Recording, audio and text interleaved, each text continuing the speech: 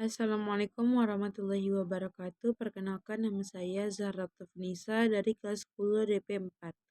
Di sini saya akan membuat video presentasi mengenai membangun integrasi nasional. Gurunya Pak Hidayat, mapelnya PKN. Membangun integrasi nasional. Integrasi nasional merupakan penyaluran berbagai macam perbedaan yang ada pada masyarakat sehingga menjadi selaras dalam sebuah bangsa. Perbedaan tersebut meliputi suku, budaya, bahasa, ras, agama, dan faktor kebangsaan lainnya. Definisi integrasi nasional menurut para ahli. Yang pertama, Syafruddin Bahar. Integrasi nasional adalah upaya menyatukan seluruh unsur bangsa dengan wilayah pemerintah dan wilayah yang kedua.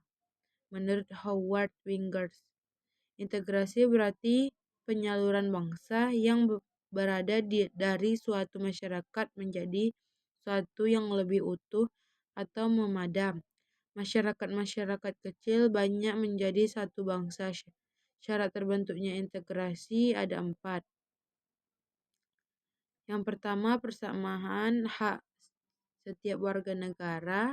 Yang kedua, jaminan keadilan bagi setiap warga negara. Yang ketiga, dukungan partisipasi masyarakat dalam proses penyelenggaraan negara. Dan yang keempat, sikap keterbukaan yang dapat saling menumbuhkan pengertian menghormati kerjasama. Ada 3 syarat terbentuknya integrasi nasional menurut Suwerjono Usman. Yang pertama, dapat menemukan dan menyepakati nilai-nilai fundamental yang dapat dijadikan rujukan bersama. Yang kedua, masyarakat terhimpun dalam unit sosial sekaligus memiliki anggota dari berbagai kesatuan sosial sehingga menghasilkan 10 totalitas ganda. Yang ketiga, masyarakat saling ketergantungan dalam pemenuhan kebutuhan. 5 faktor penentu integrasi nasional menurut Howard Wingers. Yang pertama, adanya ancaman dari luar. Yang kedua, gaya politik para pemimpin bangsa. Yang ketiga, kekuatan lembaga politik. Yang keempat, ideologi nasional. Dan yang kelima, pembangunan ekonomi yang merata. Faktor yang melemahkan bahkan menghambat terwujudnya integrasi nasional. Yang pertama, kuatnya primodalisme, mengutamakan kelompok sendiri atau kurangnya penghargaan terhadap kemajemukan. Yang kedua, kuatnya paham etnosentrisme, sikap yang menganggap budaya sendiri lebih unggul daripada budaya yang lain. Yang ketiga, adanya ketimpangan sosial dan pembangunan ATHG yang harus diwaspadai. Integrasi nasional ATHG yang pertama, A. Ancaman. 1. Invasi dan tindakan militer memasuki wilayah negara. Yang kedua, kemajuan teknologi transportasi, komunikasi, dan informasi. Yang ketiga, eksploitasi sumber daya alam pemanfaatan sewenang-wenang. Yang keempat, penetrasi di bidang ekonomi.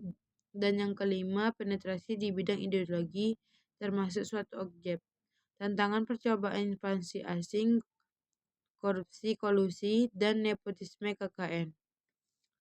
Kriminalitas, menghambatan konflik dan persaingan. Yang kedua, penyalahgunaan minuman yang beralkohol. Yang ketiga, kemiskinan. Dan yang keempat, eksklusifme kelompok. Dan yang kelima, penetrasi budaya dan ideologi. Yang keenam, separatisme, memisahkan suatu wilayah, ras, kelompok, gangguan. Yang pertama, kesenjangan ekonomi yang rendah. Yang kedua, rendahnya pendidikan. Dan yang ketiga, kurangnya infrastruktur. Yang keempat, konflik dan perselisihan. Yang kelima, kurangnya paham ideologi. Dan yang keenam, rendahnya toleransi. Sekian dulu video dari saya. Mohon maaf apabila ada kekurangan dan kesalahan dalam penyebutan kata, karena manusia tidak luput dari suatu kesalahan. Lebih dan kurang saya mohon maaf. Wassalamualaikum warahmatullahi wabarakatuh.